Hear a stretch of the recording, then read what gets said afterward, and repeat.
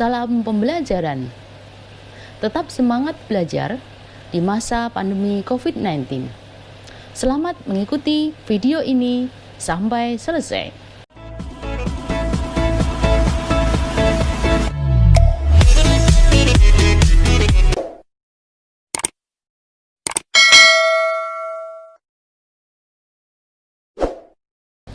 Assalamualaikum warahmatullahi wabarakatuh. Selamat berjumpa kembali dalam pembelajaran biologi. Kali ini kita akan membahas materi biologi SMA kelas 12 semester 1, yaitu tentang materi genetik. Materi genetik biologi SMA kelas 12 semester 1. Langsung saja kita mulai untuk pemaparan materi ini. Tujuan pembelajaran yang pertama, mendeskripsikan struktur heliks ganda DNA, sifat dan fungsinya. Mendeskripsikan struktur, sifat dan fungsi RNA, dan mendeskripsikan hubungan antara DNA, gen, dan kromosom. Kita awali dengan pendahuluan. Dalam inti sel yang sedang membelah dijumpai benang-benang penyerap zat warna yang disebut dengan kromatin. Kromatin yang menebal dan memendek disebut dengan kromosom. Kromosom tersusun atas protein, yaitu protein histon dan non-histon, dan asam deoksiribonukleat. Jumlah kromosom di dalam sel setiap makhluk hidup tidak sama. Umumnya sel tubuh memiliki kromosom berpasangan yang disebut dengan diploid atau 2N kromosom.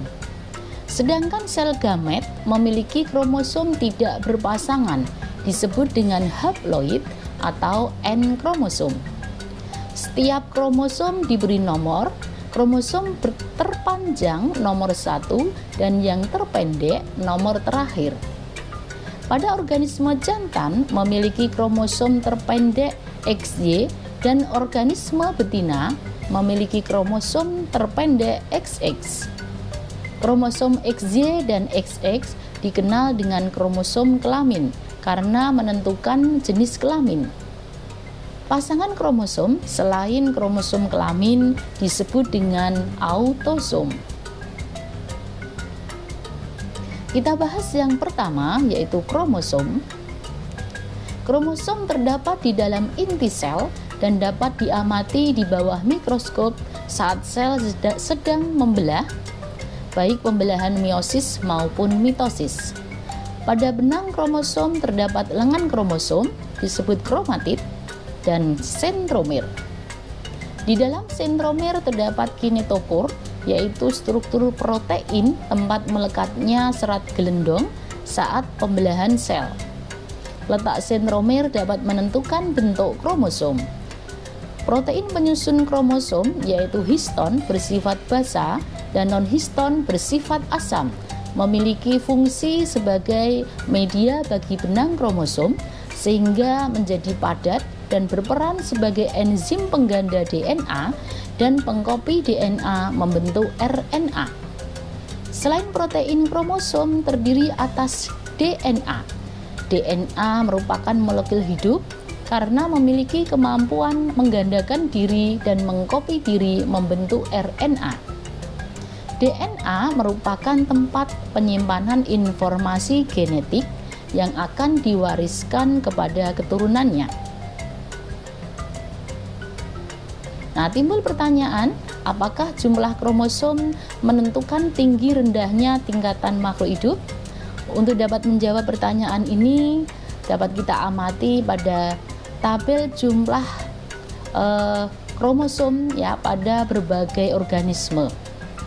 Kita ambil contoh manusia memiliki kromosom 46 buah.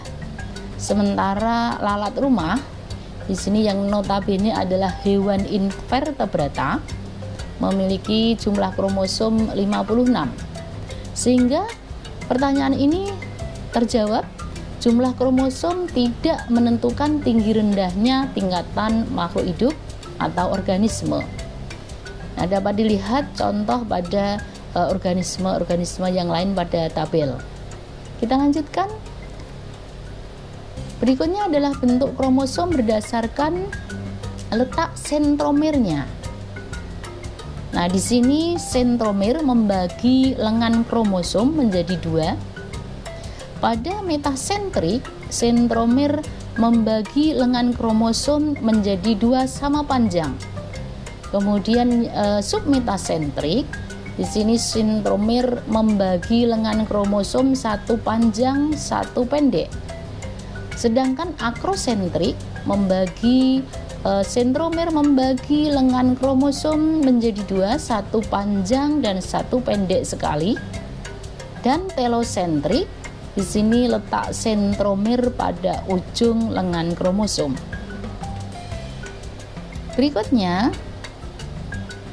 apakah kromosom homolog itu? Nah, kromosom di dalam sel tubuh jumlahnya sepasang. Kromosom yang satu dengan pasangannya bersifat identik atau homolog. Pasangan kromosom homolog ini memiliki ciri-ciri: satu, bentuknya sama; dua, pasangan gen yang ada di dalamnya identik; dan tiga, pasangan gen yang ada di dalamnya terletak pada lokus yang bersesuaian.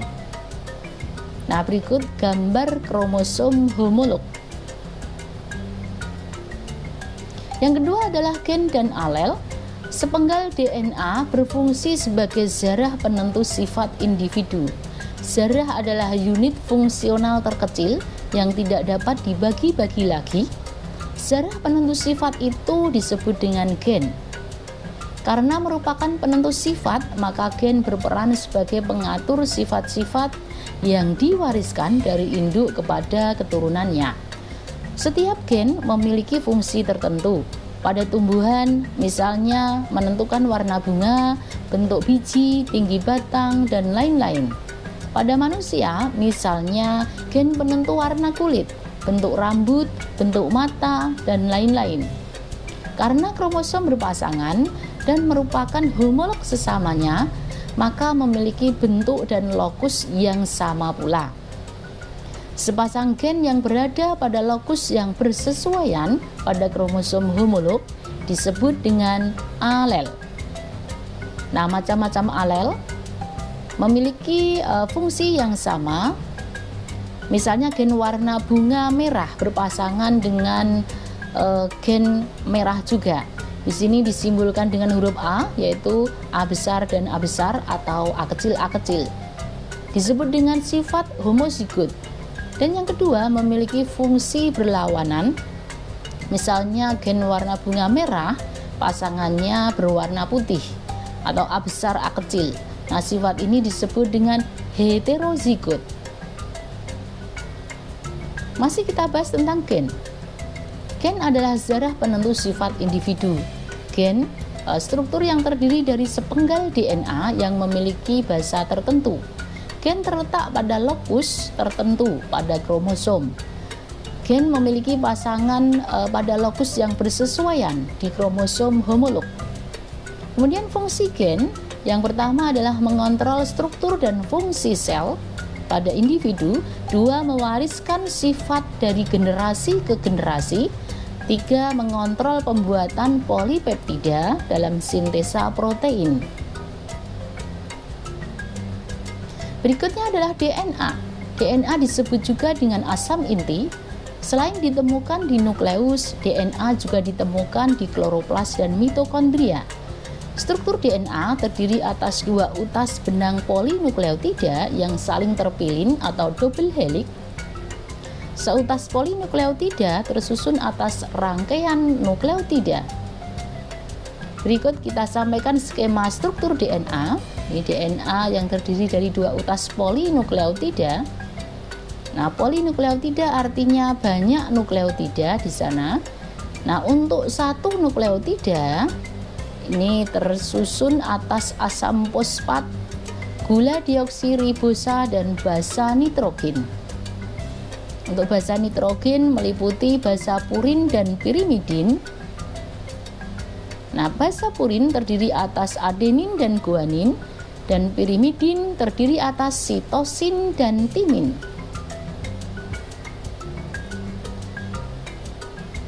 Nah, dalam struktur polinukleotida pada DNA dapat diperhatikan pada gambar. Di sini mirip seperti tangga. Jadi di sana ada ibu tangga dan anak tangga. Pada polinukleotida yang satu, di sini fosfat dan gula merupakan ibu tangga. Di sini polinukleotida yang kedua juga sama dan dihubungkan oleh ikatan basa nitrogen A dengan T, G dengan C. Nah, perlu diketahui ini strukturnya bulat itu adalah fosfat, segi 5 gula dan segi 4 basa nitrogen. Untuk catatan, adenin dan timin pada ikatan adenin dan timin pada polinukleotida ini menghubungkan polinukleotida satu dengan yang lain ya, dengan ikatan hidrogen. Adenin berpasangan dengan timin dihubungkan dengan ikatan hidrogen ya, 2 ikatan hidrogen yang sifatnya lemah, dan guanin dan sitosin ini berpasangan dihubungkan dengan 3 ikatan hidrogen yang sifatnya lemah. Nah, dapat diamati pada gambar struktur double helix seperti ini. Kita lanjutkan. Yang keempat adalah sifat DNA. Dalam DNA, jumlah basa adenin sama dengan timin dan jumlah guanin sama dengan sitosin. Urutan basa dan panjang DNA tiap spesies berbeda. Setiap spesies memiliki jumlah basa yang berbeda pula. DNA merupakan molekul hidup, mampu melakukan replikasi dan transkripsi. DNA ini bersifat stabil. DNA menyimpan gen. Nah, dalam DNA terdapat fragmen berulang. Kita sampaikan 3 cara replikasi DNA atau DNA membentuk DNA baru. Di sini ada 3 cara. Yang pertama dengan konservatif. Nah, DNA yang lama, 2 pita DNA lama, ini langsung membentuk 2 pita DNA yang baru. Untuk cara kedua, semi konservatif. Ini DNA yang lama atau DNA induk memisahkan diri dan masing-masing pita DNA membentuk komplemennya atau pasangannya, sehingga 2 DNA ini masing-masing terdiri dari utas DNA lama dan utas DNA baru. Yang ketiga, cara dispersif. Nah, di sini DNA yang terbentuk 2 DNA ini lama dan baru, cuma perbedaannya dengan semi konservatif. Pada dispersif terjadi fragmentasi. Jadi DNA lama membentuk fragmen-fragmen, kemudian membentuk pasangannya dan bersambung seperti itu, sehingga 2 DNA di sini masing-masing bercampur antara DNA lama dan DNA baru. Kita lanjutkan, berikutnya adalah proses transkripsi DNA membentuk RNA. Dapat diperhatikan pada gambar pita yang berwarna biru ini adalah utas atau pita DNA. Nah, pada peristiwa transkripsi 2 pita polinukleotida pada DNA, yang pertama memposisikan sebagai pita gen atau antisense. Di sini antisense atau pita gen ini harus menjaga keasliannya. Dan yang berperan sebagai pencetak ini adalah pita sense. Di sini pita sense. Dan ini mencetak RNA di sini. Ini adalah pita RNA. Ya, A berpasangan dengan U, T dengan A, C dengan G dan seterusnya. Nah, ini mengapa A dengan T? Dan di sini perlu diketahui bahwa dalam RNA basa timin tidak ada. Nah, timin diganti oleh urasil sehingga A di sini pasangannya tidak T tapi U pada RNA. T dengan A, C dengan G. Ini kalau C dengan G tidak ada perubahan. Kita lanjutkan berikutnya. RNA dibentuk oleh DNA dalam proses transkripsi. RNA merupakan benang polinukleotida yang tunggal yang terdiri atas 1 asam fosfat, 2 gula ribosa, dan 3 basa nitrogen. Untuk basa purin terdiri dari adenin dan guanin, dan pirimidin terdiri atas sitosin dan urasil. Berikutnya adalah macam-macam RNA. Yang pertama RNAD. RNAD ini adalah RNA hasil transkripsi, bentuknya linier, panjang pendeknya bervariasi, membawa kodon yaitu 3 urutan basa nitrogen, memiliki kodon permulaan dan kodon penghenti. Kodon-kodon tersebut berfungsi untuk memanggil asam amino tertentu. Yang kedua adalah RNAT, berbentuk seperti daun semanggi, berfungsi untuk mengangkut asam amino untuk dirangkai menjadi polipeptida dalam sintesa protein. Dan yang ketiga adalah RNAR.